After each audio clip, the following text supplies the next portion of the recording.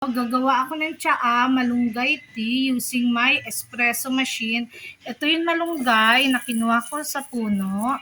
Okay, so dinahydrate ko lang sa kalan para mas madali. Kaysa sa dehydrator, aabutin na naman ako ng siyam-siyam. And then, lalagay ko dito sa aking espresso machine. Okay, kanina gumana na eh. Okay, ayan o. Pwede pala, hindi lang pala siya pang kape. Oh.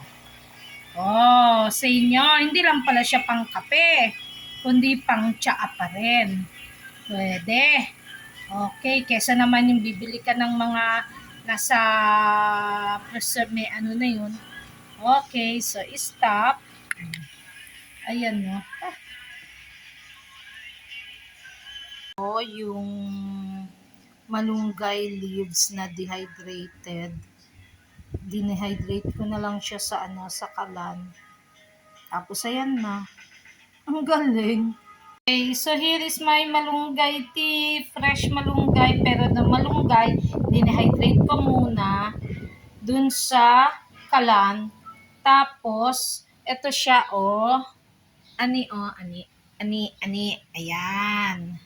Dehydrated yan. Tapos, ito na siya using the Vermax espresso machine.